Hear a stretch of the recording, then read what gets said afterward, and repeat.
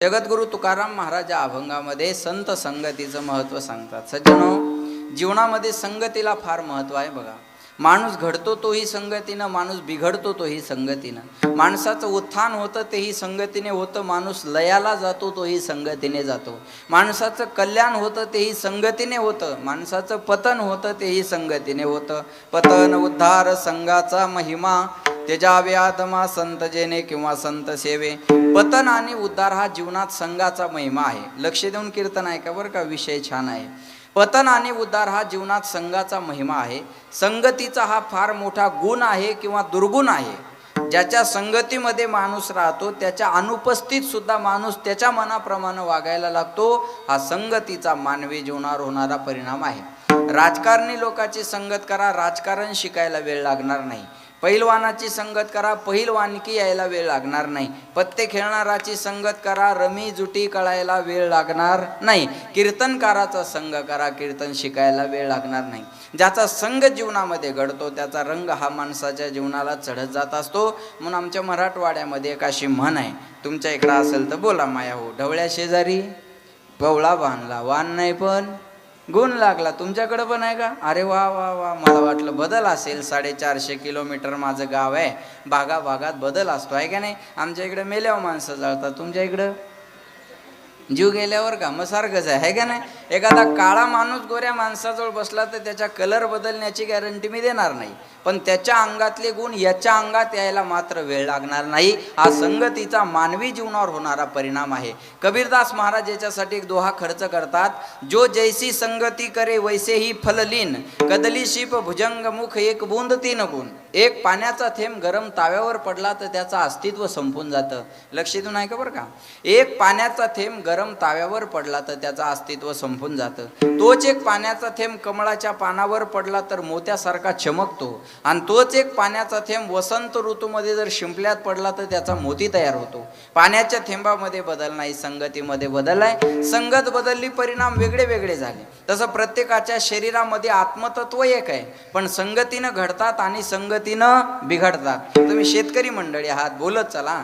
एका विहिरीचं पाणी तुम्ही कारल्याला सोडा, ते कारल्याला कडू बनवतं, बरोबर आहे. त्याच विहिरीचं पाणी तुम्ही मिरच्याला सोडा, ते मिरच्याला बोला तिखट बनवतं. आणि त्याच विहिरीचं पाणी तुम्ही केळीला सोडा, ते केळीला गोड बनवतं. पाणी एकाच विहिरीचं आहे ना, पण कारल्याला कडू, मिरच्याला तिखट आणि केळीला गोड.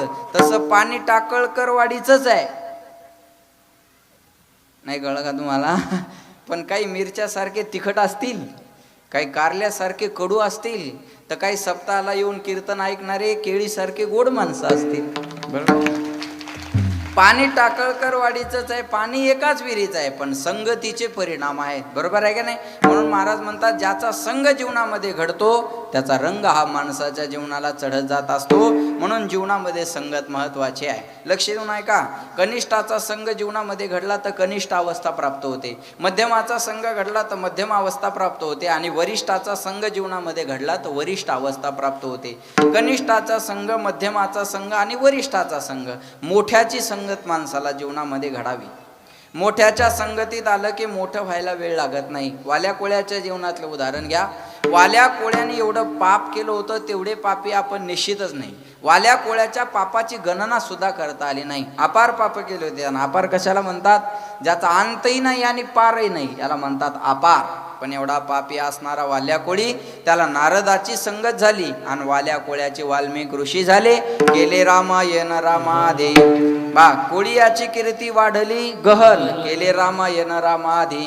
भारताचे आद्य कवी म्हणून ज्यांना विभूषित केलं जातं ते पूर्वी डाकू होते. याचा आपण कधीतरी विचार करावा आणि आपल्या जीवनात बदल करून घ्यावा, हे महत्वाचं आहे.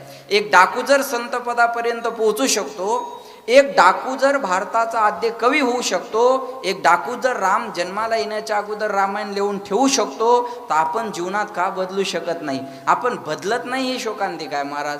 वाल्या कोळ्यांनी कीर्तन ऐकलं असं एकही शास्त्रात उदाहरण सापडणार नाही. वाल्या कोळी कोणाच्या कथेला जाऊन बसले हेही उदाहरण सापडणार नाही. 2 शब्द कानावर पडले आणि जीवनात बदल करून घेतला. आपण बदलत नाही, ही शोकांतिका आहे. आपण एखाद्याच्या कपाळाला गंध बघावा, आपल्याला वाटतं सज्जन माणूस, आपण त्याच्या बायकोला म्हणावं, बाई तुम्ही भाग्यवान आहात का बाबा, तुमचे मालक बघा ना किती सुंदर गंध लावतात. ती बाई म्हणते, महाराज तुम्ही त्याच्या गंधावर जाऊच नका. ते रोज कीर्तनाला गेले की नवीन चपलाचा जोड घरी घेऊन येतात.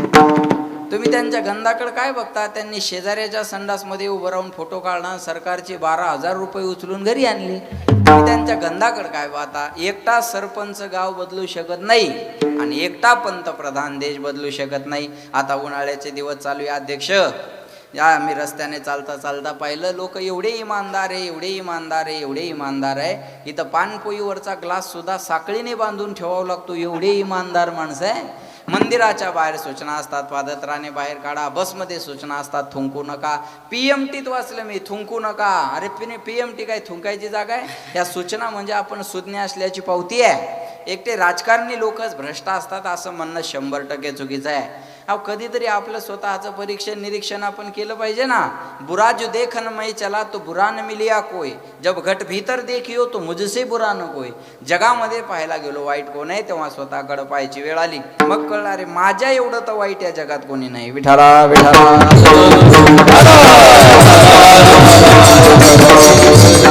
बदलणं हा संसाराचा धर्म आहे. बदललं पाहिजे माणसानं, बरोबर आहे का नाही. चेंज पाहिजे ना जीवनामध्ये. का हो, गाडी चेंज करतात, कपडे चेंज करतात, मोबाईल चेंज करतात, मग स्वभाव का नाही करत. स्वभाव तोच का ठेवता बरं. ज्या गोष्टी इथून मागे करत आले तेच का ठेवता. बदल हवा आहे ना माणसाला, बदल आवडतो ना. मग बदल आपल्या वागण्यात सुद्धा झाला पाहिजे, बदल आपल्या स्वभावात सुद्धा झाला पाहिजे ना. कपडे बदलून माणूस सुखी होत नाही, स्वभाव बदलला तर माणूस सुखी होईल. कळलं माझं बोलणं. Adjustment is the best policy. जो ॲडजस्ट करतो तो सक्सेस होता असतो. विपत्ति का जीवन में आना पार्ट ऑफ लाइफ है, लेकिन उस विपत्ति में भी मुस्कुराते हुए जीना ये आर्ट ऑफ लाइफ है. नाही कळलं तरी वाजवा, चांगलं आहे. संकट येत राहतात, त्याला हसतमुखानं सामोरं जाऊन आपलं जीवन यशस्वी करणं ही जीवन जगण्याची कला असते. Art of life, art of living. लक्षात ठेवा बरं का. बदललं पाहिजे. वाल्या कोळ्याच्या जीवनात 2 शब्द कानावर पडले आणि बदल झाला. आणि वाल्या कोळ्याचे वाल्मिक ऋषी झाले. हे मोठ्याच्या संगतीत आल्याचे परिणाम आहेत. आता कनिष्ठाचा संघ बघा, अनमोल किमतीचा हिरा आहे. कुणाच्या घरी हिरा असेल आणि तो जर कन्फ्यूज असेल का भाऊ हिरा खरा आहे का खोटा आहे, तर खरा हिरा खोटा हिरा ओळखायचा कसा, त्याची महाराजांनी एक प्रक्रिया सांगितलेली आहे. लक्ष देऊन आहे का. हिरा आयरनीवर ठेवायचा. आयरन माहिती आहे सर्वांना, कुंभाराच्या घरी असते ती. जागे आहे ना सोनाराच्या, बरोबर. लोहाराच्या सोनाराच्या घरी असते आहे का नाही. आतापर्यंतच्या लोकांना आयरन पाहायला मिळते आणि कळते. इथून पुढच्या पिढीला आयरन पाहायला मिळणार नाही आणि कळणार सुद्धा नाही. बाळाओ तुम्ही आयरन पाहिली का रे. आयरन पाहिली का नाही. त्यांचा दोष नाही, कॅम्प्युटरचं युग आहे. तुम्ही आयरन पाहिली का रे.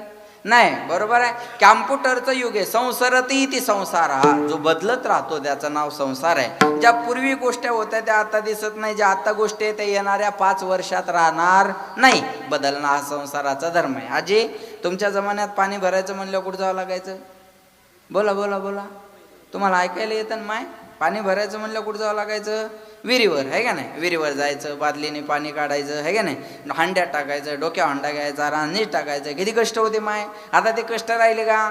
बोला. आता पाणी भरायचं म्हणलं की विहिरीवर जायचं नाही. आता गावाला टाकी, पाईपलाईनचा सप्लाय, दारात नळ, नळाला हंडा लावायचा आणि घरात पाणी न्यायचं. कष्ट राहिले नाही. आता त्याच्याही पुढची सुविधा आली. नळाला बी हंडा लावायची गरज राहिली नाही. नळाला नळी लावायची आणि नळी हंड्यात नेऊन टाकायची. काही दिवसांनी नवऱ्यानं पाणी मागितलं तर बाया नळीच त्याच्या तोंडात घालतील. कमी करायचं ना महाराज. जमाना बदलत चाललेला आहे. मला एका पोरानं 2-3 दिवसापूर्वी व्हॉट्सअपला मेसेज केला, म्हणे महाराज इथून पुढच्या पोरांना आईच्या पदराची सावली मिळणार नाही. म्हणलं तू काय शास्त्रज्ञ आहे का, जग बुडणार आहे का, भूकंप होणार आहे का, प्रलय येणार आहे.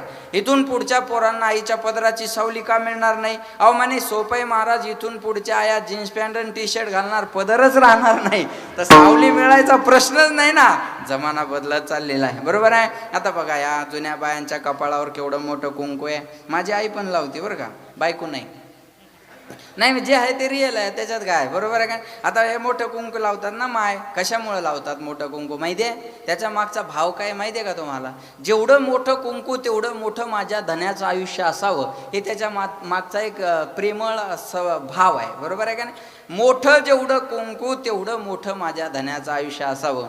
आता धनी एवढा बारीक करून ठेवला, बरोबर आहे ना. बरं त्या धन्याची एवढी हाल आहे, बाथरूममध्ये गेला का भिंतीला, लोक विचारताना आरशाला काय त्या धन्याला अशी इज्जतच ठेवली नाही बायानं, बरोबर आहे का नाही महाराज? बरं धने बी मॅचिंगचा केला काही बायानं. मी आता पुण्यात वगैरे कधीतरी आलो कीर्तनाला का पाहायला मिळतो बघा, म्हणजे जशी साडी तसाच ब्लाऊज, जसा ब्लाऊज तशाच बांगड्या, जशा बांगड्या तसा स्कार्फ, जसा स्कार्फ तशी सँडल, जशी सँडल तशीच ती पर्स. आणि एवढं नाही, टिकली सुद्धा त्याच कलरची असते मॅचिंग. अरे टिकली मॅचिंग असावी का? हा बरोबर आहे. अहो मॅचिंगचं कुठपर्यंत गेले आता खोळ. आमचा एक मित्र आहे बघा, त्याच्या लग्नाला मी गेलो आणि त्याची आजी रुसून बसली म्हातारी. अरे म्हणलं लग्न लावून घ्या ना. म्हणे महाराज नवरदेवाची आजी रुसून बसली. म्हणलं काय झालं त्यांना रुसायला? जा म्हणे तुम्हीच विचारा. मी गेलो, म्हणलं आजी काय झालं रुसायला? काय नाही म्हणे महाराज, पोरायनं साडी राणी कलरची आणली आणि ब्लाऊज पीस दुसऱ्याच कलरचा आणला, मॅचिंग होईना. म्हणलं डंगरी या वयात काय करायची तुला मॅचिंग? व लग्नाला उशीर झाला आणि काय करायची मॅचिंग? नाही नाही म्हणे काल मला काय जीव नाही का म्हणे. मला आता काय करावं बाबा. एका पोराला म्हणलं जाय आणि एक राणी कलरचा ब्लाऊज पीस, राणी कलरचा ब्लाऊज पीस आणला आणि माझ्या हातात दिला. म्हणे महाराज घाला तिच्या मड्यावर. असंच म्हणतात बरं का, जे आहे ते आहे. हा असं घाला तिच्या मड्यावर. मी गेलो, म्हणलं हे घ्या राणी कलरचा ब्लाऊज पीस. आणि म्हातारी हसली ना. म्हणलं आता झालं का मॅचिंग? हो म्हणे महाराज आता राणी कलरला राणी कलर मॅच झाला. म्हणलं पांढऱ्या केसाला शेंदूर लावती का आता? हा अरे काहीतरी थांबलं पाहिजे ना कुठंतरी. विठाला विठाला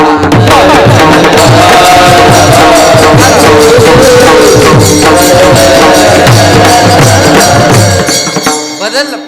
जमाना बदलत चाललेला आहे, बरोबर आहे का नाही? पूर्वीच्या गोष्टी होत्या त्या आता दिसत नाही. आताच्या गोष्टी त्या येणाऱ्या 5 वर्षात राहणार नाही. आयरन ही लोहाराच्या सोनाराच्या घरी असते बरं का. हिरा आयरनीवर ठेवायचा आणि त्या हिऱ्याला वरून घणानं मारायचं. ऐका लक्ष देऊन, खरा जर हिरा असेल संदीप महाराज, एकतर आयरनीत तरी घुसेल किंवा घनात तरी घुसेल, पण फुटणार नाही. खऱ्या हिऱ्याची ओळख आहे, बरोबर आहे बाबा. खरा इथं सोनार बसलेले आहेत. खरा हिरा असेल तर आयरनीत घुसेल, घनात घुसेल, पण फुटणार नाही. हे खऱ्या हिऱ्याची ओळख आहे. तुम्हाला सांगू अजून एक गाड्याचे जे चेजेस उचलायचे असतात ना, त्याच्या बेल्टमध्ये हिरे टाकलेले असतात. म्हणजे एवढं वेट सहन करू शकतो तो, लक्षात ठेवा. पण एवढा कठोर आणि कठीण असणारा हिरा ढेकणाच्या संगतीत आला. ढेकणाच्या संगे हिरा जो भंगाला, ऐकताय ना? घनाने न फुटणारा हिरा ढेकणाच्या संगतीत आला तर दुभंगून जायला वेळ लागत नाही. ढेकणाच्या संगे हिरा जो भंगला, कुसंगे नाडला साधू जैसा किंवा तैसा. ढेकणाच्या संगतीत आल्यानंतर हिरा भंगून जातो, या गोष्टीवर माझा विश्वास बसत नाही. आपण परीक्षा करून पाहू. ढेकून माझ्याकडे आहेत, कुणाकडे हिरे असतील तर आणून द्या. हां खऱ्या खोट्याचा निवाडा आपल्याला करायचा नाही. ज्या अर्थी तुकाराम महाराज म्हणतात त्या अर्थी 100% बरोबर आहे. ढेकणाच्या संगतीत आल्यानंतर हिरा भंगून जातो, याला महत्त्व देऊ नका. महत्व अर्ध्या चरणाला द्या. करण्याचा आवाज कमी करा. कुसंगे नाडला साधू जैसा किंवा तैसा. सामान्य जीव कुसंगाने बिघडल याच्यात नवल नाही. माझ्याकडे लक्ष द्या. सामान्य जीव कुसंगानं बिघडल याच्यात नवल नाही. तुम्ही आम्ही कुसंगानं बिघडू याच्यात नवल नाही. महाराज म्हणले साधू सुद्धा कुसंगानं बिघडू शकतो. साधू सुद्धा. त्याला पंचतंत्रामध्ये उदाहरण आलेलं आहे. असंग संग दोषेन साधो यांती विक्रियाम दुर्योधन प्रसंगेन भीष्मगोर्णेगतः.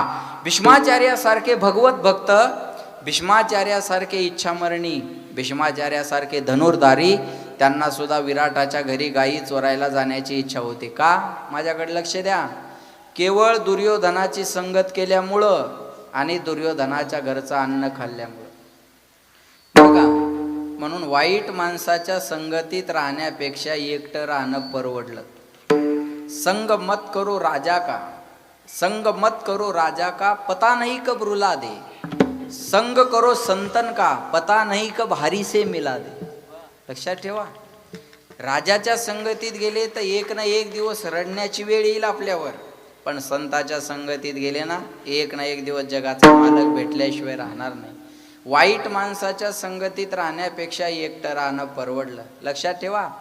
जैसा खावे अन्न वैसा होवे मन. आदिनाथ. जैसा खावे अन्न वैसा होवे मन, जैसा पिवे पाणी वैसे बोले वाणी.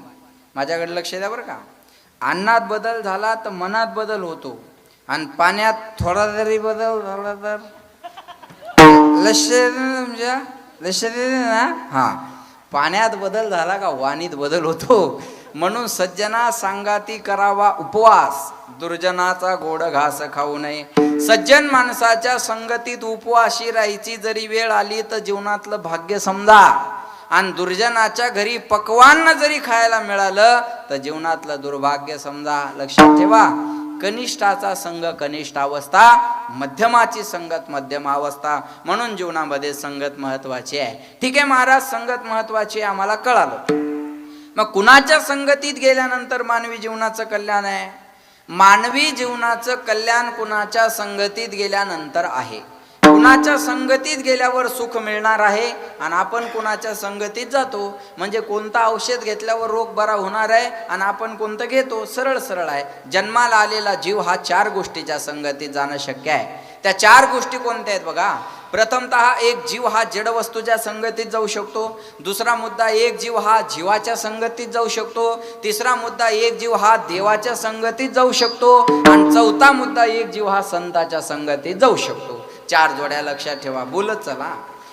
जीव जडाची संगत 1, जीव जीवाची संगत बोला 2, जीव देवाची संगत 3 आणि जीव संताची संगत 4. या 4 पैकी आपल्या जीवनाचं कल्याण कोणाच्या संगतीत गेल्यानंतर आहे हे आपल्याला पाहिजे. प्रत्येकाचं एक एक उदाहरण पहा. जीवाने जर जड वस्तूचा संग केला तर सुख मिळेल का? आता जड म्हणजे काय कळायला पाहिजे ना. जड म्हणजे अचेतन, ज्याच्यामध्ये चेतना नाही ते झालं जड. हा माईक जड आहे, हलवला तर हालतो, नाही तर स्वतःहून कुठं जातो का? नाही, म्हणजे याच्यामध्ये चेतना नाही.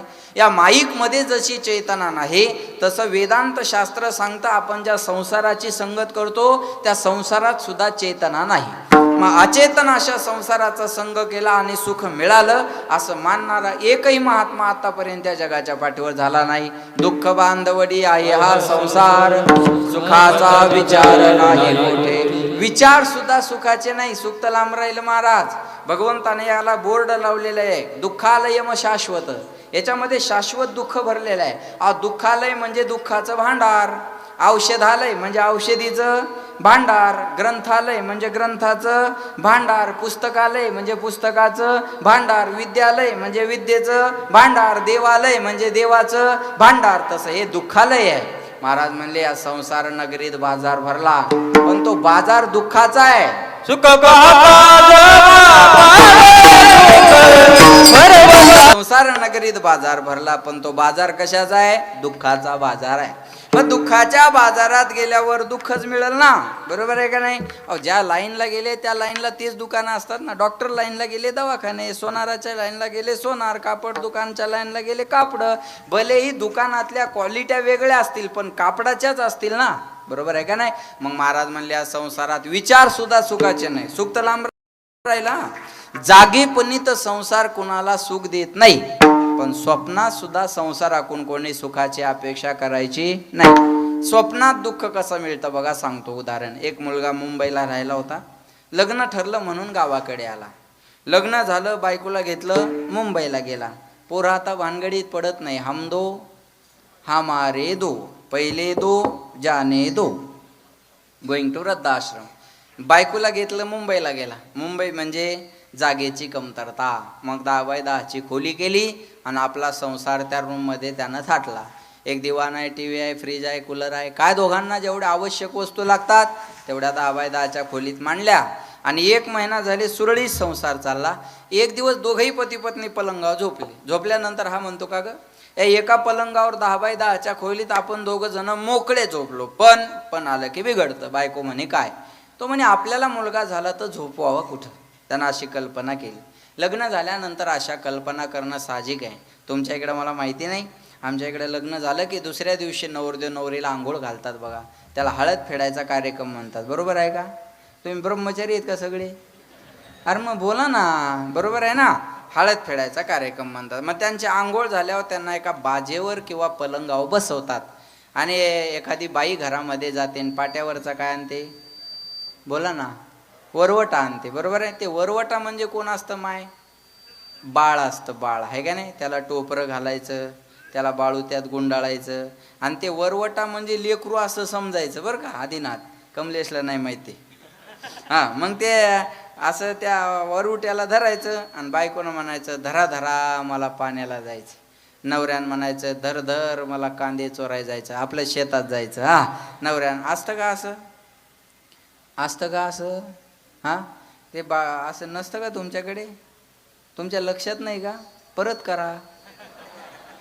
काही आहे म्हणतात, काही नाही म्हणतात. मी कन्फ्यूज झालो ना, बरोबर आहे. नाही, प्रथा वेगळ्या, त्या बाळोत्यात त्याला खेळवायचं असतं ना, बरोबर आहे. आज जाऊ द्या, तुम्ही म्हणसाल एवढं तुम्हाला कसं काय माहीत, माझं झालंय म्हणून मला माहिती आहे.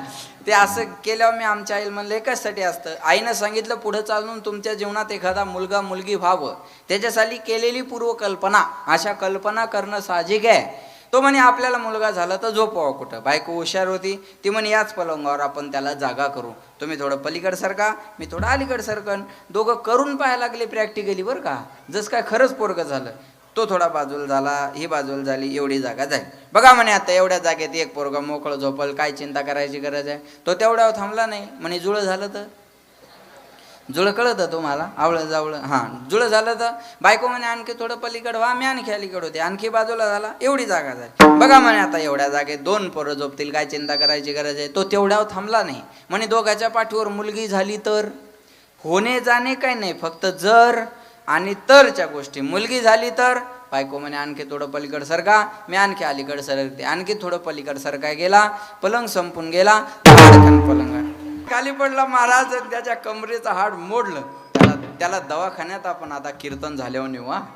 माझ्याकडे वेळ कमी आहे, त्याची चिंता तुम्ही करू नका. मी त्याला माझ्या गाडीत घेऊन जातो, नाही तर कमलेश आदिनाथ कर देऊन टाकू त्याला. ते नेतील दोघं, नाही तर त्याला दवाखान्यात नेतील, नाही तर काहीतरी करतील, बरोबर आहे. मला फक्त एवढं सांगा, पलंगावून खाली पडून कमरेचं हाड मोडण्याचं जे दुःख त्याला केलं, सरपंच ते झालेल्या पोरानं केलं का न झालेल्या?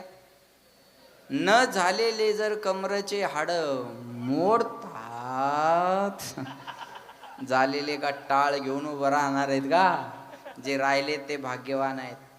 जागेपणी तर सुख नाही हो.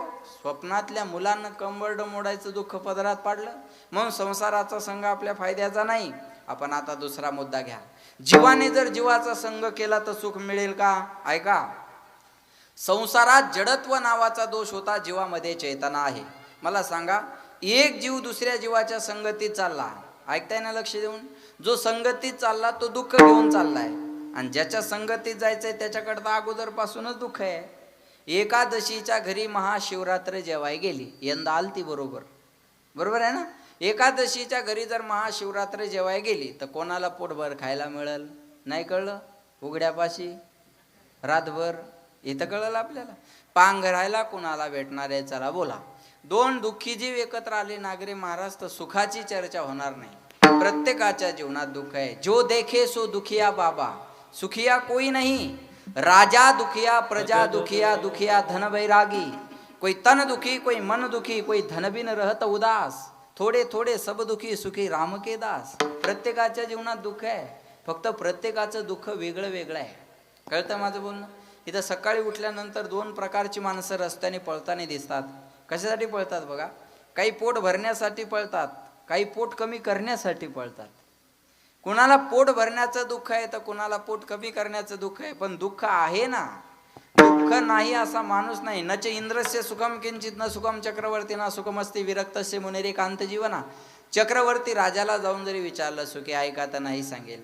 इंद्राला जरी विचारलं सुखी आहे का तर नाही सांगेल. सध्या देवेंद्राला जरी विचारलं सुखी आहे का तर नाही सांगेल.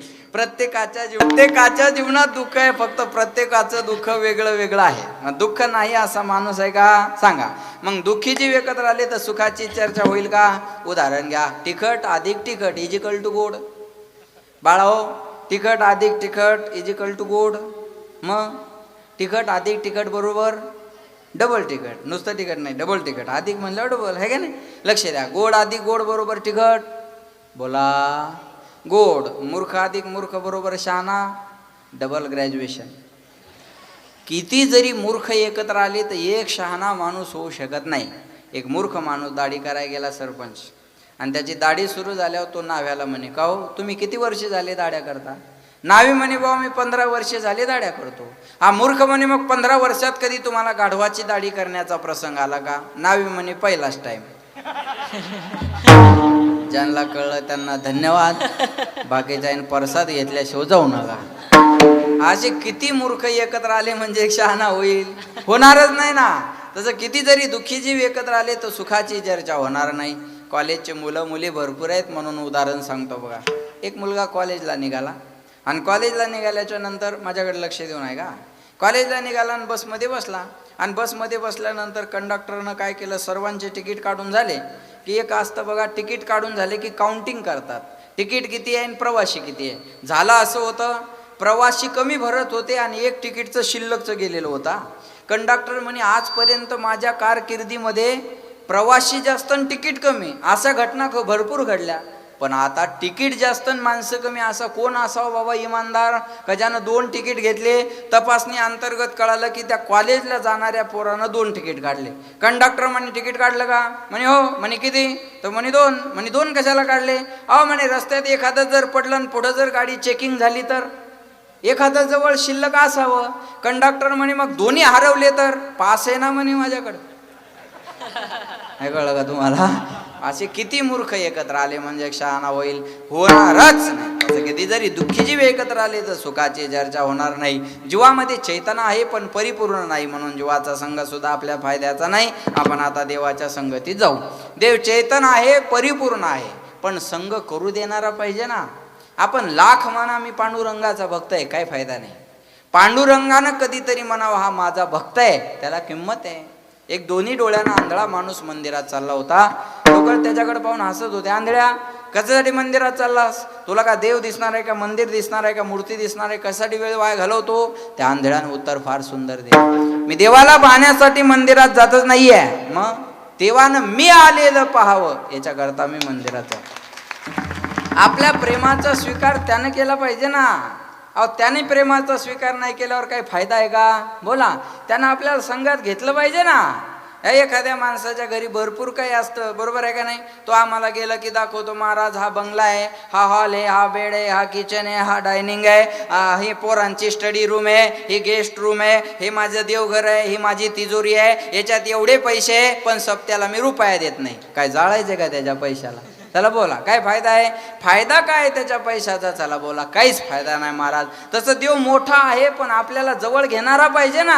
मग आपल्याला जवळच घेत नाही म्हणल्यावर फायदा आहे का? म्हणून देवाचा संघ सुद्धा आपल्या फायद्याचा नाही. आपण आता संतांच्या संगतीत जाऊ. संत चेतन आहेत, परिपूर्ण आहेत आणि संघ करू देणारे सुद्धा आहेत. ठीक आहे महाराज, तुम्ही म्हणता म्हणून आम्ही संतांच्या संगतीत येऊ, पण आमचा फायदा काय? जगाच्या पाठीवर लोक 2च गोष्टीचा विचार करतात, एक तर फायदा नाही तर लॉस, तोटा. बरोबर आहे?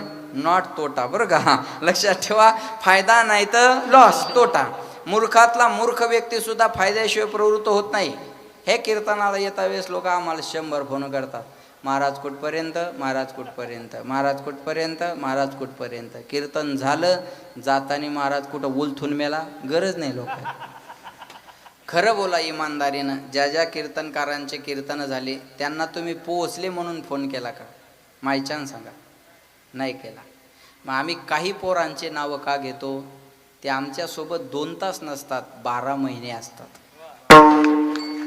आता मी 2-3 वेळे यांचे नाव मुखातून आले. अहो आमदार आलं तर त्याचं नाव घ्यायचा कंटाळा येतोय आम्हाला.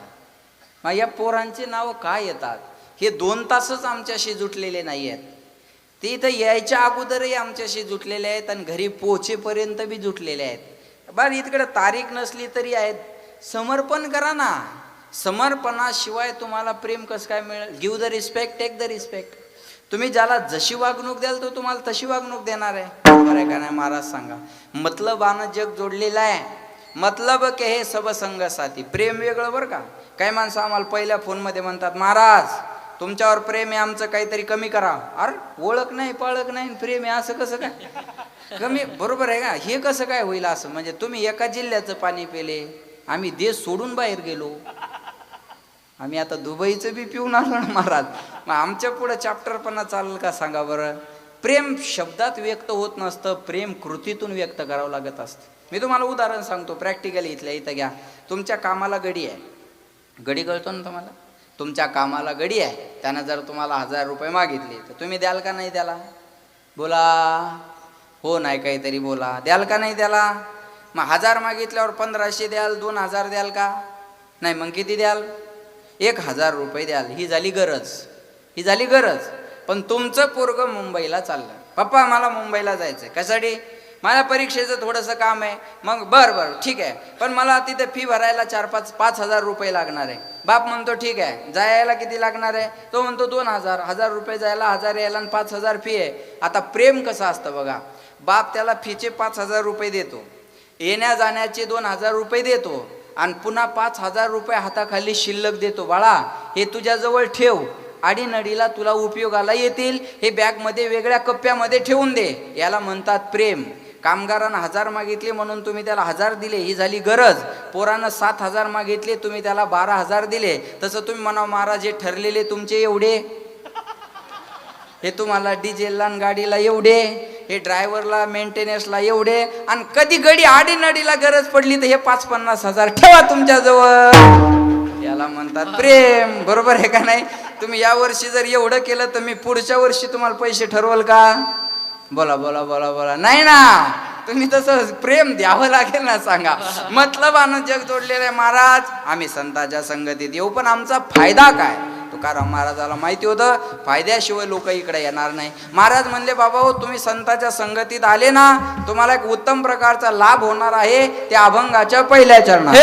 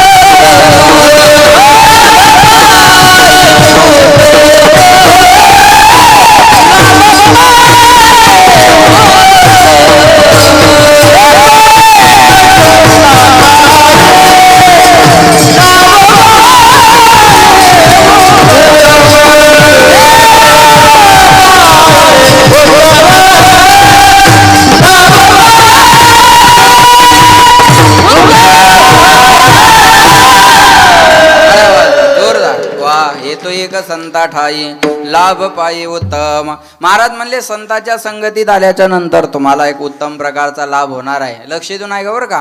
हे तो एक संता ठाई लाभ पायी उत्तम. लाभाला उत्तम हे विशेषण दिलेलं आहे. सामान्य लाभ वेगळा, उत्तम लाभ वेगळा. आपण ज्याला लाभ म्हणतो तो या दोन्हीपेक्षा वेगळा.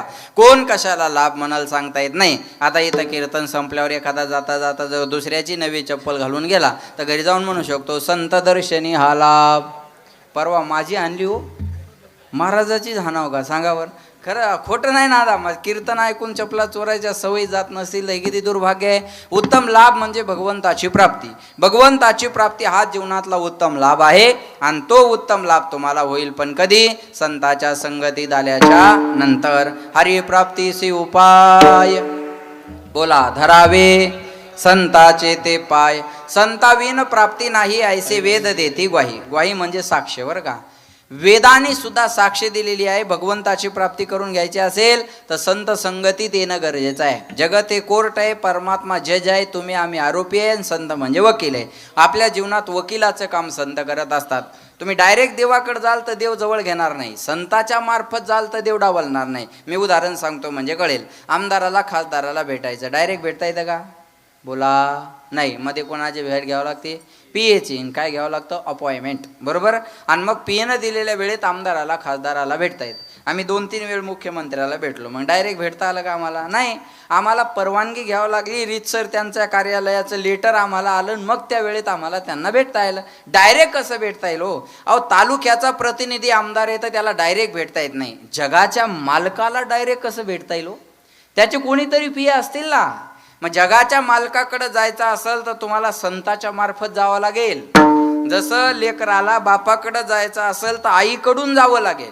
मी उदाहरण सांगतो म्हणजे कळेल. एखादं छोटं पोरगं सकाळी सकाळी उठलं. माया हो, ऐकताय ना तुम्ही? ऐकताय ना? बोलता येते ना तुम्हाला? मग बोला ना. नवऱ्याला जेवढं जोरात बोलता तेवढं तर जोरात बोला.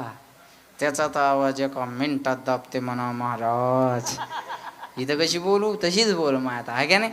बघा, एखादं छोटं पोरगं सकाळी सकाळी उठलं. आता लहान मुलं सकाळी सकाळी एकदम सुंदर दिसतात, आहे का नाही? डोळ्याला चिपडं, नाकातून गंगा यमुना, घाणीनं भरलेलं, माशाला गायलेल्या, एकदम घाणेरडं पोरगा अंगणात बसलेलं आहे. बघा, सकाळी सकाळी लेकराची अवस्था तशीच असते. ते गरिबाचा असो, नाही तर श्रीमंताचा असो, नाही तर महाराजाचा असो, त्याला काय लेकरू आहे ते सकाळी सकाळी तसंच दिसणार. बरोबर आहे. एकदम घाणेरडं पोरगा अंगणात बसलेला आहे आणि त्याचा बाप चालत आला. बाप आल्यावर पोराला आपण घाणीनं भरलेले आहोत हे कळत नसतं, पण बाप कळत असतो. पोरगं बापाकडे हात करतं, बाबा मला घ्या. बाप त्याच्यापर्यंत जातो, पण ते जवळ आल्यावर घाणीनं भरलेल्या माशा लागायलेल्या पाहिल्या. बाप म्हणतो हट. घाणेरड्या लेकराला बाप कधी जवळ घेत नाही.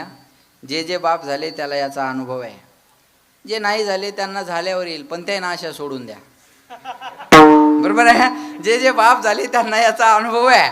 घाणेरड्या लेकराला बाप कधी जवळ घेत नाही, पण त्याच घाणीनं भरलेल्या पोराला आई प्रेमाने उचलते. बरोबर आहे का नाही? किती अमंगळ असू द्या बरं का, आईला त्याचा कंटाळा येत नाही. उचलोनी करी कंठी लावी. महाराज म्हणले ते अमंगळ असू द्या, लुळा असू द्या, पांगळा असू द्या, बहिरा असू द्या, मुका असू द्या, कसं जरी असलं तर जिचं तिला आवडतं. एका बाईन मला चहा प्यायला नेलं बाबा. तिचं पोरगं अंगणात बसलेलं. दिवसा बॅटरीन पाहावं लागलं एवढं गोर, नाकातून गंगा यमुना, घाणीन भरलेलं, माशा लागायला. तरी त्याच्या आई मला म्हणते, महाराज मा वाघ कसा बसला? म्हणलं चांगला बसला, तसाच बसू दे, चहा असतो, त्याला हात लावू नको तू आता. जिथं तिला आवडतं ना. बरोबर आहे का नाही? मग आईनं त्या पोराला बाथरूममध्ये नेलं, त्याला साबण लावून आंघोळ घातली, टॉवेलने कोरडं केलं, छान कपडे घातले, गंध लावला, पावडर लावला आणि सुंदर सजून झालं की त्याचा चेहरा हातात धरते. पहिलेच लहान मुलं दिसायला सुंदर असतात बघा. आता ते किती क्यूट दिसती पोरगी. आम्ही सरपंचाच्या घरी गेलो. ती नात आहे का तुमची? किती गोड दिसते ती. पण तिला ओळख नाही लागत. मी असा हात केला, आली ती माझ्याकडे, एकदम सुंदर. लहान लेकरं एवढे सुंदर दिसतात आणि ते मेकअप केला, शृंगार केला की ते अधिकच सुंदर दिसतं. मग आईला भीती वाटते, आता माझ्या सोन्याला कोणाची तरी बोला नजर लागेल. मग काजळाच्या डबीत बोट बुडवते आणि त्याच्या गालावर एक काजळाचा काळा टिपका लावते, याला कोणाची नजर लागू नये. ऐका, एकदम गोऱ्या गोऱ्या गालावर एकच काजळाचा काळा टिपका. त्या पोराची सुंदरता त्यामुळं आणखी वाढते. ते दूषण त्याच्यासाठी भूषण ठरतं. आणि मग ते सजलेलं पोरगं अंगणात येऊन उभं राहतं. बापाचं काम आटोपलं की बाप घराच्या बाहेर निघाला आणि सहज पोराकडे नजर गेली. बाप तर आश्चर्यचकितच, काय होतास तू? हा, काय झालास? हा, बस बस बस बस बस बस बस. लक्ष देऊन ऐका, काय होता काय झाला, बापाला मोह आवरला नाही. लेकरू कुणाचंही असू द्या, सुंदर असलं का घ्यावं असं वाटतं. मी घेतलं का नाही त्या मुलीला? बसली ती 2 मिनिटं नंतर गेली. लेकरू सुंदर असलं की कुणालाही घ्यावं वाटतं. आता त्याचा बापाला मोह कसा आवरेल हो? एवढं सुंदर दिसायला लागलं म्हणलं, बाप पोराला कळतो, सोन्या चल चल चल चल चल. पोरगा म्हणतो, हट, अब हमें आपकी जरूरत नाही आहे, आता नाही येणार मी. जात नाही ते लेकरू. बरोबर आहे. मटकतं ते, मटकतं म्हणतात ना, आहे का नाही? जात नाही. अगोदर मुलगा बापाकडे जाण्याची अपेक्षा करत होता, तेव्हा बापाने त्याला घेतलं नाही. का नाही घेतलं? बोला, घाणीनं बोला, घाणीनं भरलेलं होतं. आता बाप अपेक्षा करतो यानं माझ्याकडे यावं. कशामुळं? स्वच्छ होऊन आलं, सुंदर होऊन आलं, मेकअप करून आलं, शृंगार करून आलं. कुणाच्या मार्फत? बोला, आईच्या. लेकराला कळतो का मेकअप? लेकराला कळतं का शृंगार? त्याच्यासाठी कुणाची गरज आहे? आईची गरज आहे. आईच्या मार्फत सजून आल्यामुळं बाप अपेक्षा करतो यानं माझ्याकडे यावं, पण पोरग जात नाही. तसं तुम्ही आम्ही देवाचेच लेकर आहोत. ममे वंशो जीव लोके जीव भूत सनातना मनशिष्टानि इंद्रियानि प्रकृती स्थानी कर्षदी. आपण देवाचे लेकर आहोत, पण डायरेक्ट बापाकडे जाल तर आपण घाणीनं भरलेले आहोत. मग एखादी माऊली सारखी तुकोबारायासारखी संत रूपी आई आपल्याला भक्तीचा मेकअप करेल आणि भक्तीचा मेकअप करून अंतःकरण स्वच्छ करून जेव्हा देवाच्या दारात पाठवेल तेव्हा देव म्हणाल तुम्ही माझ्याकडे या. पण तेव्हा तुम्ही देवाला म्हणसाल देवा आता माऊली सोडून आम्हाला तुझी सुद्धा गरज नाही. धरी तिजे हाती संत कृपावंत पाळी पंढरीनाथ लळा त्यांचा. तुका म्हणे तुम्ही नीरविल्यावरी मग मज हरी उपेक्षेना. तुम्ही एकदा कुरवाळून पाठवलं ना मग देवाकडे जायला मला भीती नाही. इको द्यायला शाम तेरे मिलने का सत्संग ही बहाना है. राधे तेरे मिलने का सत्संग ही बहाना है. मथुरा में दूंगा तुझे गोकुल में पाया है. हो मथुरा में ढूंढा तुझे गोकुल में पाया है. वृंदावन की गलियों में मेरे श्याम का ठिकाना है. श्याम तेरे मिलने सत्संग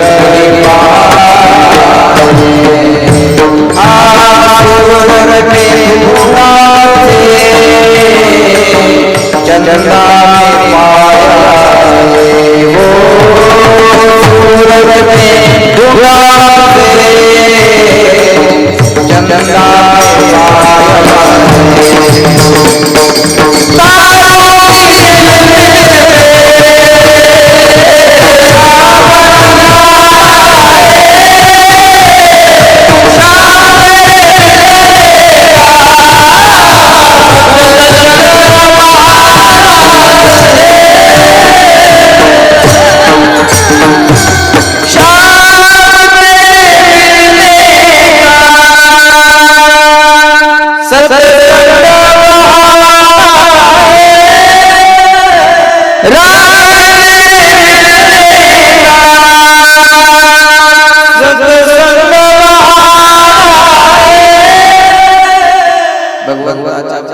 मार्ग जीवनामध्ये काय असेल तर संत संगत आहे. म्हणून संताची संगती मनोमार्ग बोला आकळावा. श्रीपती येणे पंथे संत समागमे धरावी आवडी करावी तातडी प्रपंचाची. बोला बोला बोला परमार्थी आहे की म्हणायची परमार्थी पण करायची प्रपंची. लोक राहतात संतांच्या संगतीत पण देव भेटावा म्हणून नाही, प्रपंच चांगला व्हावा म्हणून. महाराजाला घरी नेता कशामुळं? याचे पाय आपल्या घराला लागल्यावर आपलं काहीतरी बरं होईल आहे का नाही.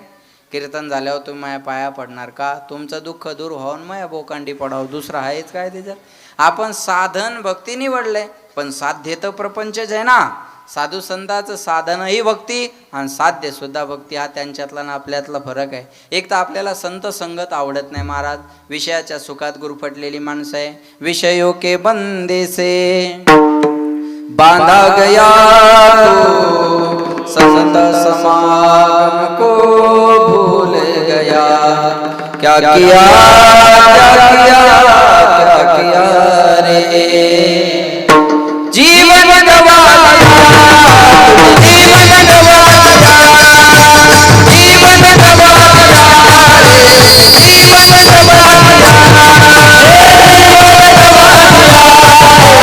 जीवन जीवन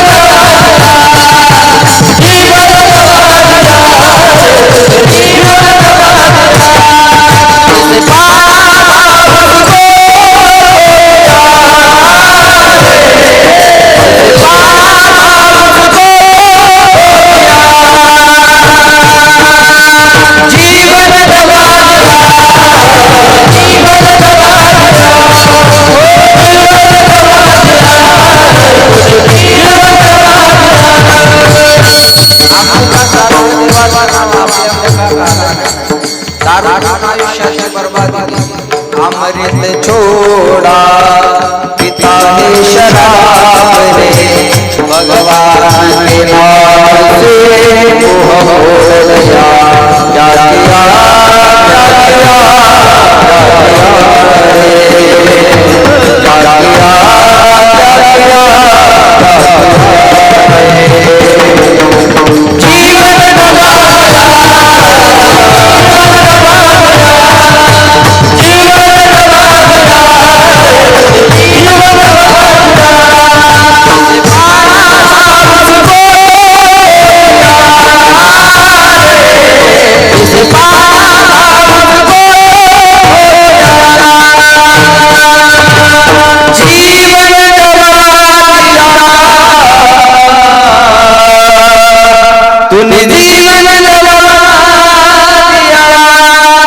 जिसे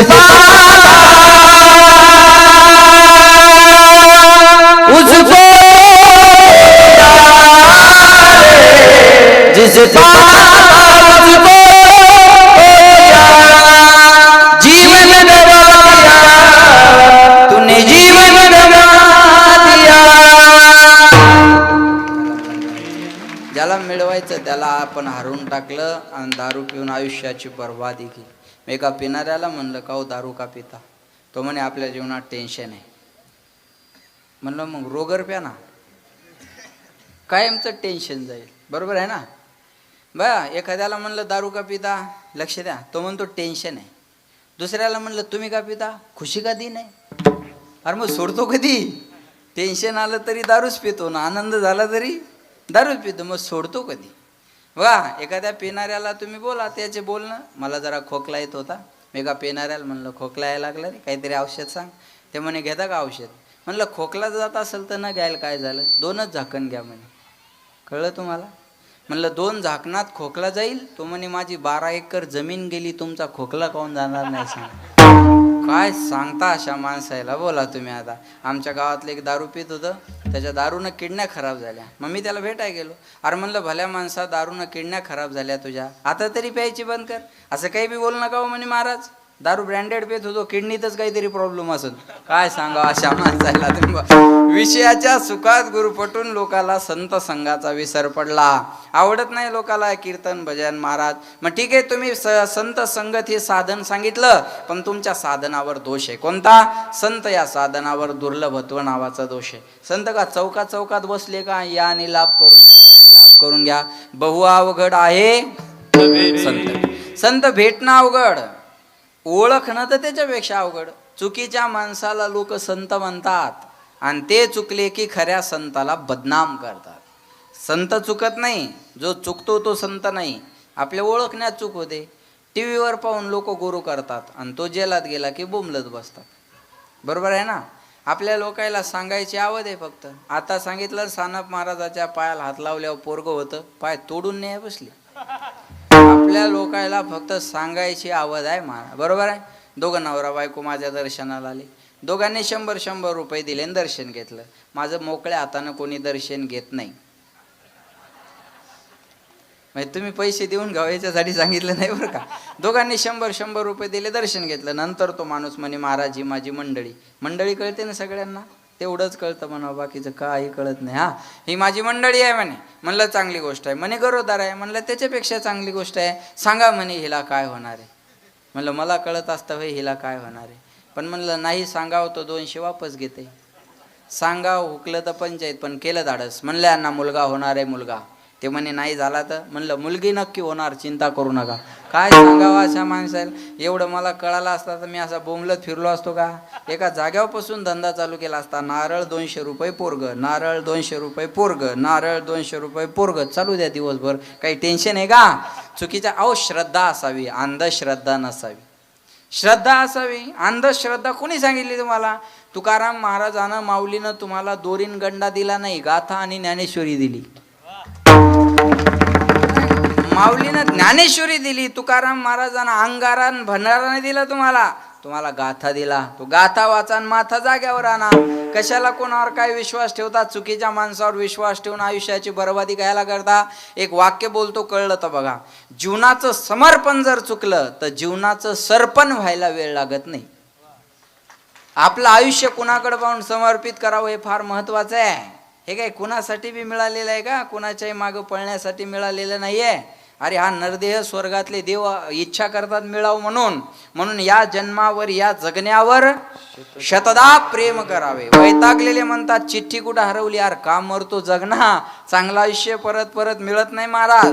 लक्षात ठेवा, संत भेटणं अवघड, ओळखणं अवघड. मग आम्हाला देव कसा भेटेल? महाराज म्हणले तरी सुद्धा भेटेल. तुम्ही संताचा दास आहे असं म्हणा, म्हणविता त्यांचे दास. पुढे आस उरेना, कृपादान केले संती, कल्पांती ही सरेना. तुका म्हणे संत सेवा, हेची देवा उत्तम, म्हणविता त्यांचे दास.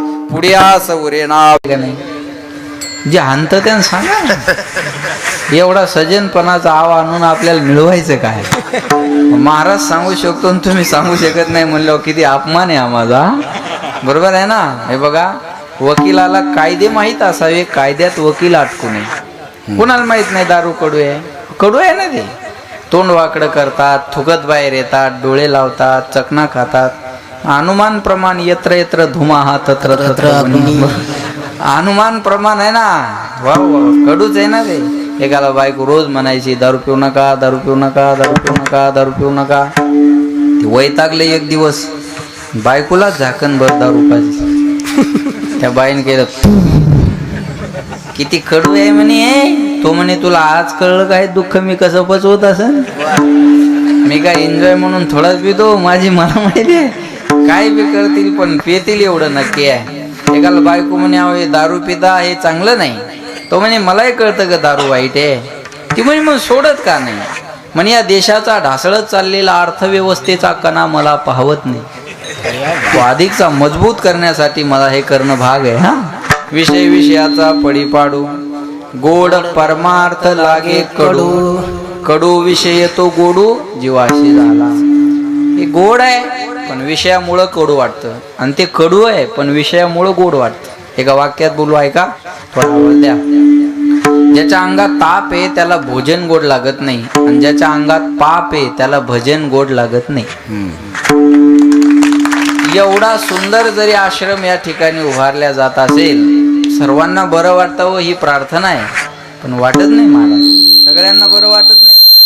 हा सप्ताह चालला तरी सगळ्याला बरं वाटत नाही. हे बरं आहे गावाच्या बाहेर आहे म्हणून. गावात सप्ताह असल्यावर तर ते पॉम्पलेट असं धरतात लोक. 8 दिवस झोपू देत नाहीत रे. आता तू मर गावाच्या बाहेर जाऊन पड 8 दिवस. गावात येऊ नको. ह्या दुर्योधनाच्या अवलादी आपल्याचे बघा.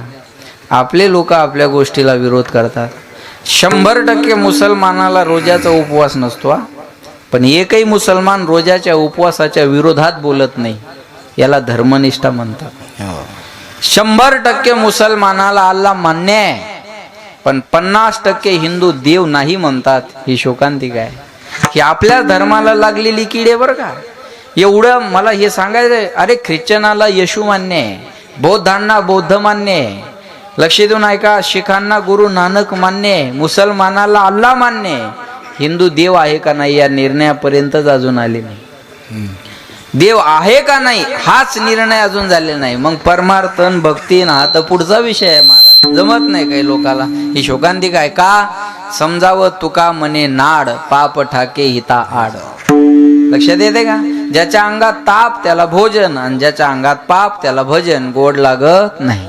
अमृतापेक्षा देवाचं नाव गोड आहे म्हणून म्हणतात अमृत है हरि नाम जगत में, अमृत है हरि नाम जगत में, से छोड़ विषय विश्व पीना, हरि नाम नहीं तो जीना, हरि नाम नहीं तो जीना, हरि नाम नहीं तो जीना, हरि नाम नहीं तो जीना, हरि नाम नहीं तो जीना, हरि नाम नहीं तो जीना, हरि नाम नहीं तो जीना क्या. हरि नाम नसेल तर नाही तरी गेला जन्म वाया. बरोबर आहे. भजन नसेल तर फायदा आहे, पण महाराज म्हणले हे भजन करायला आवडत नाही, हे भजन करायला आवडत नाही. लक्ष द्या बरं का. म्हणून म्हणतात कधी लागेल रे वेड्या तुला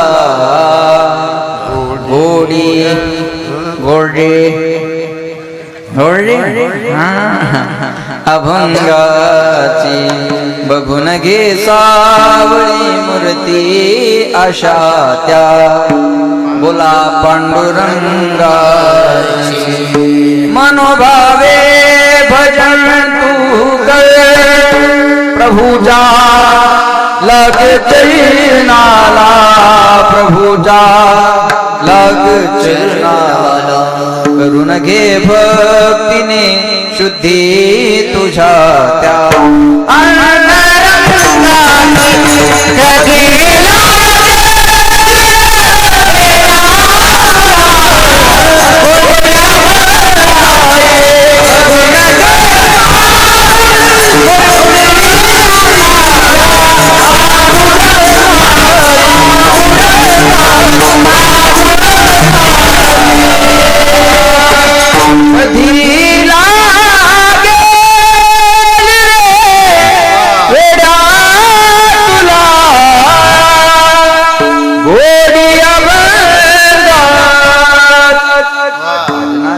लागणं गरजेचे आहे, पण ती लागायला तयार होत नाही. लक्ष देऊ नाही का? ती गोडी लागायला तयार होत नाही. लक्ष द्या. मग का होत नाही महाराज? भजन करायला आवडत नाही हे तुम्ही सांगायची गरज नाही, ते आम्हाला माहित आहे. भजन करायला आवडत नाही हे आम्हाला माहित आहे ना, पण का आवडत नाही याचे काही कारण असतील ना. हा, याचं पहिलं कारण आहे या मनावर अनादी कालापासून विषयाचे संस्कार असल्यामुळं त्याला भजन आवडत नाही, हे पहिलं कारण. भजनाकडं आलं, परमार्थाकडं आलं की बंधन आहेत, आणि मनाला बंधन आवडत नाही म्हणून त्याला भजन आवडत नाही. आणि एकदा मन देवाकडे गेलं की ते देवाचं होतं, तिथून माघारी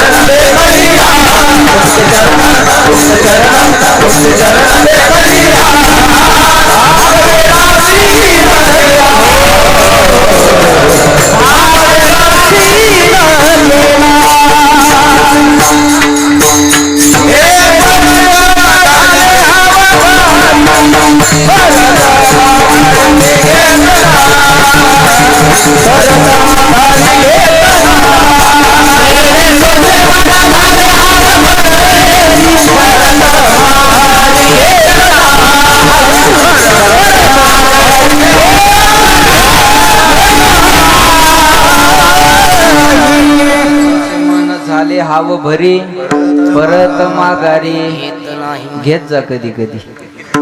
असं दुसऱ्यानं धरल्यावर आपल्याला घ्यावा माघारी आहे का? परत माघारी, पण ते म्हणले घेत नाही. बरोबर आहे ना? परत माघारी घेत नाही किंवा येत नाही. बरोबर आहे. एकदा मन देवाकडे गेलं की ते देवाचं होतं. देव पहावया गेलो, येताना दुसऱ्याची चप्पल घेऊन आलो. हा, देव पहावया गेलो, तेथे देवची होणी ठेलो, तेथे माझे हरिवृत्ती राहो. एकदा मन तिथं गेलं का तिथून माघारी परतेची ना दृष्टी पैसली से जाई, पैसली से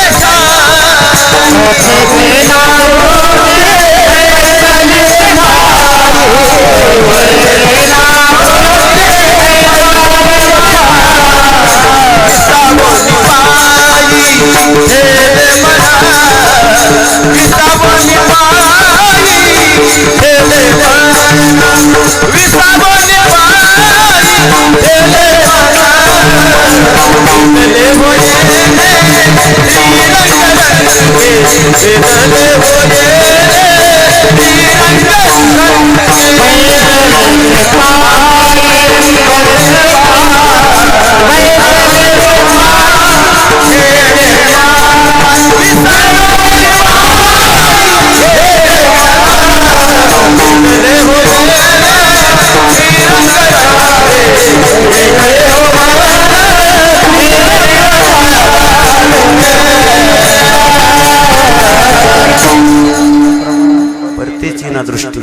परतेची ना दृष्टी बैसली से ठाई बैसली से ठाई विसावणी पायी ठेले म्हणे. वा वा विसावले पायी ठेले मन.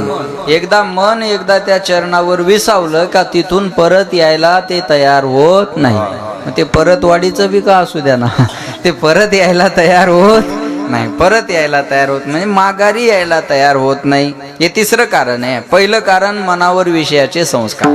अनादि संसार मायेच्या ठाई. अनादिकालापासून या मनावर विषयाचे संस्कार आहे का नाही. माया हो तुम्ही बोला आता तुमचा विषय आहे. लहानपणापासून आपल्या घरात लेकरावर जे संस्कार आहेत ते परमार्थाचे का संसाराचे. संसाराचे. अहो 1 वर्षाचं पोरगा असतं असं कपड्यात गुंडाळलेलं, आणि मी पाहिलं बऱ्याच आई त्याला असे खेळवत असतात बघा.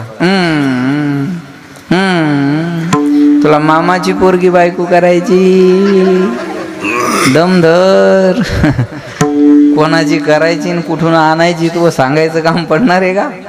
1 वर्षाच्या लेकराला बायको कळत असते का माय. बोला तुम्हाला बोलता येतं ना, मग बोला ना. नवऱ्याला जेवढं जोरात बोलतात तेवढं तर जोरात बोला.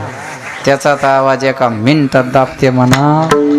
इथं कशी बोलू तशीच बोल माया. हा माया हो 1 वर्षाच्या लेकराला बायको कळती का नाही. मग लहानपणापासून त्याच्या डोक्यात बायको घातली कोण. बोला बोला बोला बोला. कुणी घातली. आहे ना मायनं घातली. बरोबर आहे ना. शाळेतली मुलगी आली का ही तुझी बायको. भावाची पोरगी आली का ही तुझी बायको. पाहुण्यातली पोरगी आली का ही तुझी बायको. लहानपणापासून त्याच्या डोक्यात बायको सोडून आई वडिलांना दुसरं काही घातलं नाही. वडिलाचं तरी लक्ष नसतं पण मायचं लक्ष असतं. लहानपणापासून त्याच्या डोक्यात बायको घातली का नाही. मग आता त्याला बायको आवडणार नाही तर दुसरं काय आवडणार आहे. एक आईनं आपल्या पोरावर लहानपणी संस्कार दिले. हे हिंदवी स्वराज्य व्हावं ही स्त्रींची इच्छा. ही म्हणजे शिवाजी महाराजाची नव्हती इच्छा. ही इच्छा मासाहेब जिजाऊची होती. राजांना नव्हतं माहीत स्वराज्याची कमतरता आहे. ती उणीव मासाहेबाला भासली होती. सोपान महाराजाला काय माहित होतं आळंदीला जाऊन कीर्तनकार व्हावं. ही उणीव बापाला भासली होती. श्रीनिवास महाराजाला नव्हतं माहीत आश्रम काढावान ब्रह्मचारी राहावं. हे बापानं ठरवलं होतं आणि एका साधूकडे नेलं होतं. पहिल्यांदा बापानं ठरवावं लागत असतं. महाराज आपला बाप कोणा असावा आपल्या हातात नसतं, पण आपल्याला कुणाचा बाप व्हायचं हे आपल्या हातात असतं. तुम्ही ठरवा. मासाहेब जिजाऊनं ठरवलं होतं मला छत्रपतीची आई व्हायचं. मला हिंदवी स्वराज्य संस्थापक छत्रपती शिवाजी महाराजांची आई व्हायचं. म्हणून कुणाचा जन्म आम्हाला काय देऊन गेला सांगता येणार नाही, पण छत्रपती शिवाजी महाराजाचा जन्म आम्हाला स्वराज्य देऊन गेला हे विसरता कामा. हे स्वराज्य जर मिळालं असेल ही पहिली मासाहेब जिजाऊची कृपा, नंतर छत्रपतीची कृपा. आता लोक म्हणतात राजे तुम्ही पुन्हा जन्माला या. तुम्ही बिड्या ओढून मारा. राजे येण्याची वाट पाहू नका. राजासारखं जगण्याचे प्रयत्न करा. हा मुद्दा पहिला. आणि राजे म्हटले अरे मी यायला तयार आहे, पण मला जिजाऊची कूस दिसत नाही, मी येऊ कसं. आज जिजाऊची कूस लागेल ना. मग मायनं ठरवावं लागत असतं. लहानपणापासून शूरवीरांच्या कथा सांगून राजांना तसं घडवलं म्हणून राजे तसे घडले ना. असं सहजासहजी होईल का महाराज. लहानपणापासून आपल्या घरात संस्कार असतात ते संसाराचे. मग आता महाराज भजन करायचं म्हणजे काही लेकरं बाळ इरीत नेऊन टाकायचे का. अजिबात नाही. भजन करायचं म्हणजे लेकरं बाळ सोडायचे का नाही. अजिबात नाही. महाराज म्हणले आसोनी संसारी बोला जीवे वेगू करी. वेद शास्त्रो भारे माया सदा संसारी असावे. आसोनी नसावे. भजन करावे वेळोवेळा. सत्यवादी करी संसार सकळ. आलिप्त कमळ जळी जैसे पक्षी अंगणी उतरती. ते का गुंतवणिया राहती. तैसे असावे संसारी जो वरी प्राचीनाची दोरी. अहो पक्षी जसे अंगणातले दाणे टिपतात माया हो बाय आणि उडून जातात का मुक्कामाल राहतात. उडून जातात. ते का थांबतात का तिथं. गुंतून राहतात का नाही.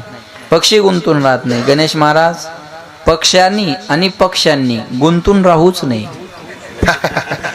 ज्यांना कळलं त्यांना धन्यवाद दे मी. हा हा. आणि हे गुंतून राहतही नाही. यांना विकासाच्या मुद्द्यावर हालचाल कराय अडचण नाही महाराज. विठाला विठाला.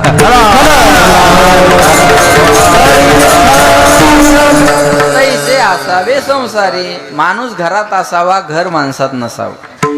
कळलं. सहज बोलणे. माणूस घरात असावा, घर माणसात नसावं. माणूस संसारात असावा, संसार माणसात नसावा.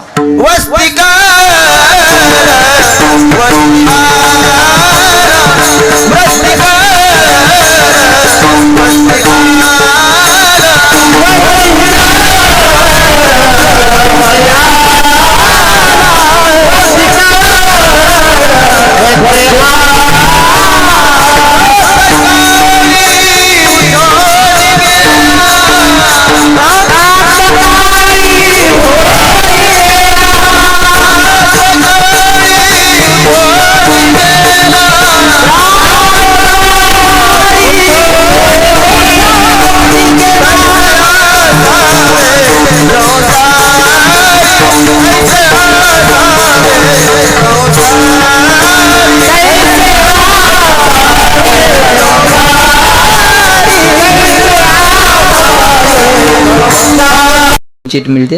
हा, एकदम क्लीन होऊन बाहेर येतो. दह्यातल्या केसाला दही लागलेलं राहत नाही, काढायला कष्ट लागत नाही. पण माणसं दह्यातल्या केसासारखे नाही राहत. मग संसारात वाळलेल्या ज्वारीच्या किंवा बाजरीच्या भाकरीत केस अटकावा. तुटून येतो का सुटून? तुटून सुटून नाही. गोळाच्या भेलीला चिकटलेला मुंगळा तुटून का सुटून? अर्धा भेलीलाच राहतो हा मुंगळा. बर, हा मुंगळा कीर्तनात आलं तरी भेली जवळच बसतो. हे बऱ्याचशा मुंगळ्याला फराळ झाल्यावर कळलं ना. हा, लक्षात ठेवा, सोडायला तयारच होत नाही महाराज.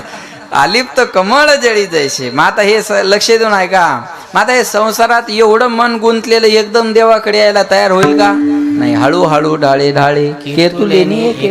देवाला विनंती करा, देवा माझे मन लागो तुझे चरणी, देवा माझे मन लागो तुझे चरणी, देवा माझे मन लागो तुझे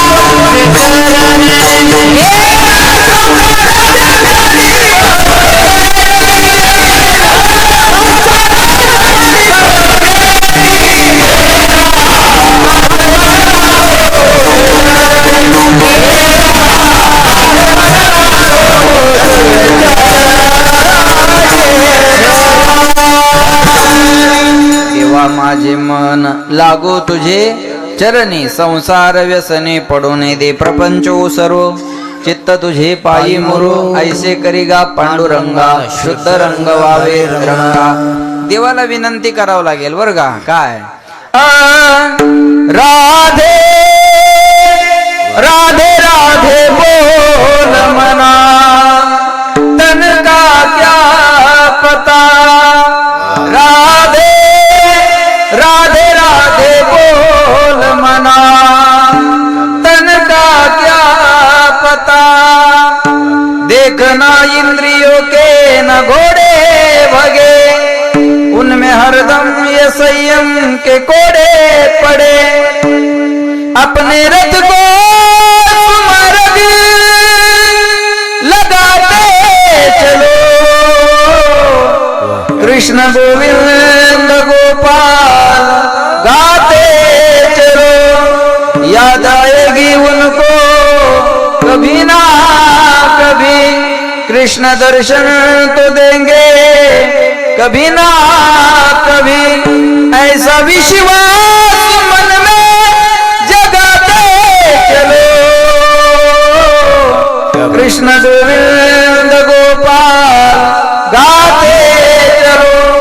मन को विषयों के विष से हटाते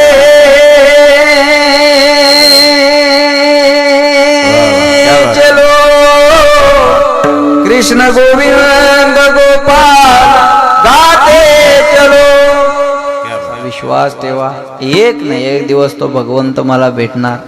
सांगा. मग महाराज म्हणले या मनाला तुझ्याकडे आणायचं, पण विश्वास